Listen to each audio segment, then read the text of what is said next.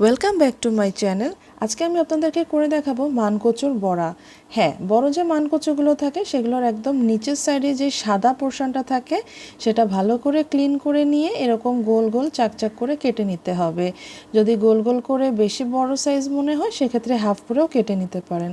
আমরা তো কচু অনেকেই অ্যাভয়েড করে থাকি গলা চুলকায় দেখে, কিন্তু আমার মতন এভাবে করে দেখবেন একটু গলা চুলকাবে না। আর কারো যদি বেশি ভয় থাকে যে গলা চুলকাবে, 1 মিনিট একটু বয়েল করে নিয়ে পানিটা ফেলে দিয়ে তারপরে এই কচুটা রান্নার কাজে ব্যবহার করবেন।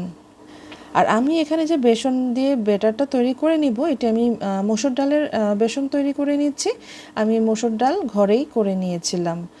তো ওই মসুর ডালের সাথে এখন আমি 2 থেকে 3 চামচ চালের গুঁড়ো মিশিয়ে নিব, আর লবণ, হলুদ, মরিচ হাফ চামচ করে দিয়ে দেব। আর কচুটার মধ্যেও আমি হলুদ, মরিচ, লবণ মাখিয়ে রেখে দিব। আর ব্যাটারটার মধ্যে আমি পানি দিতে থাকবো ততটুকুই যতটুকু একদম এমন একটা ঘনত্বে আসবে যে বেশি ঘনও না বেশি পাতলাও না, তাহলে ক্রিস্পিনেসটা থাকবে না।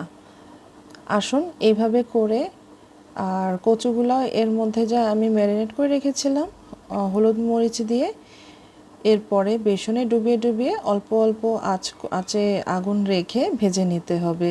ঠিক যেভাবে আমরা বেগুনি করে থাকি ঠিক সেভাবেই। বেগুনির পরিবর্তে আমরা একবার এভাবে কচু দিয়ে খেয়ে দেখি। কচু তো স্বাস্থ্যের জন্য খুব উপকারী, যাদের রক্ত কম তাদের জন্য কচু খুবই উপকারী।